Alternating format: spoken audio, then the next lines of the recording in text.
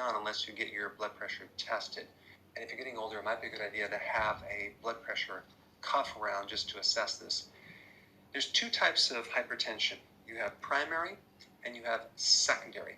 95% of all hypertension cases are primary, okay, hypertension. And that's related to lifestyle. And so if you look this up, they're going to mention, consuming too much salt, having obesity, smoking, drinking alcohol. The recommendation is consuming a healthy diet.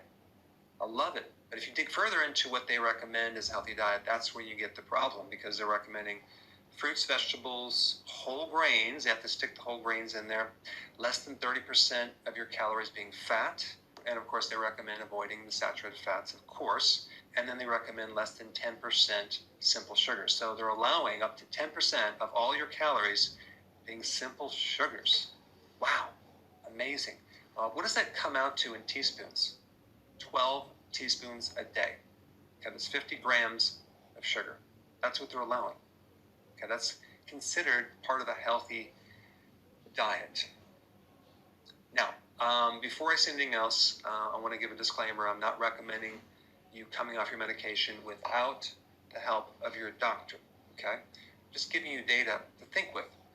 So there was a study called the SPRINT trial study in 2015 where they tested people over 50 years old with high blood pressure, and they found that they lived a little bit longer when they took multiple medications for hypertension, okay? That sounds pretty good, but here's the problem with that. They found significant risks with this benefit of living longer, and that risk is a significant increased risk in kidney disease, okay? And so if something can help you, yet it comes with this other thing that can hurt you, it's not the ideal situation from my viewpoint. Now, the other interesting thing about this study is they didn't use everyone that had high blood pressure. They only used a fraction of the people that had high blood pressure in their pool of people that they were using, the ones that were the most severe. And so if you don't have a severe high blood pressure problem, then this data on it helping you live longer would be invalid because they didn't test those people. Shifting gears, there was another study on 174 individuals who did fasting. And yes, it was medically supervised, but there was a 90% success rate of lowering blood pressure into a fairly good range when people did fasting. But my question is why? Well, this is why. Because fasting is the most powerful way to lower insulin. And when you have high insulin, because you have insulin resistance, the arteries become very, very stiff. And so one of the root causes of hypertension is a blood sugar problem coming and being caused by insulin resistance and high levels of insulin. But the high levels of insulin that should normally lower the blood sugars is not working because of the insulin resistance. The point is this: if you have insulin resistance, you're at risk of getting hypertension. And this is why people that have the metabolic syndrome, syndrome X, one part of that is hypertension. And the common thread with that condition is high levels of insulin, hyperinsulinemia, okay, that's the medical term, but it's basically just insulin resistance. All right, so what should you do if you have high blood pressure?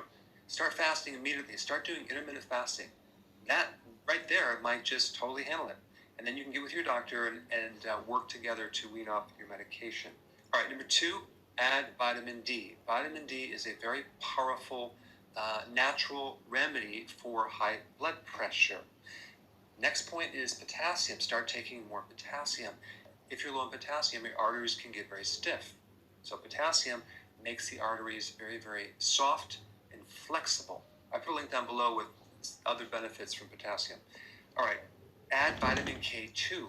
Why? Because vitamin K2 helps remove excess calcium from the arteries. Okay, so it's going to make the arteries more pliable, elastic, because calcium tends to make them more rigid. Vitamin D and K2 work together. This is why one of the remedies for hypertension is calcium channel blockers. Why are they blocking calcium? Because the calcium is making things very, very stiff. And vitamin K2 can help counter that. And then add magnesium.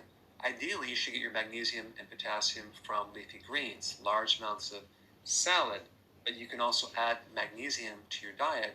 Like magnesium orotate is a really good one and watch your blood pressure come down. But those are all the nutritional things that can help you.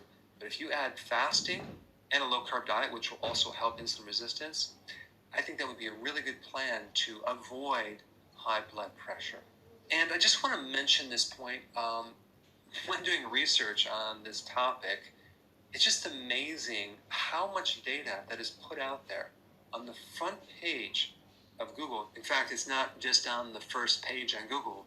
It's on the first 5 pages of Google. All the links. It's just you get all this data, all this information. What I try to communicate in the videos, all the videos that I do, is the important stuff, not the trivial stuff. So when you're doing research in the area of health problems and many other things, you have to dig through all the fluff, all the minutia, all the trivial stuff to find the gold. And so I just want to let you know that I spent a lot of time in focusing on this one point, is just giving you the most important stuff and not the trivial. All right. Thanks for watching.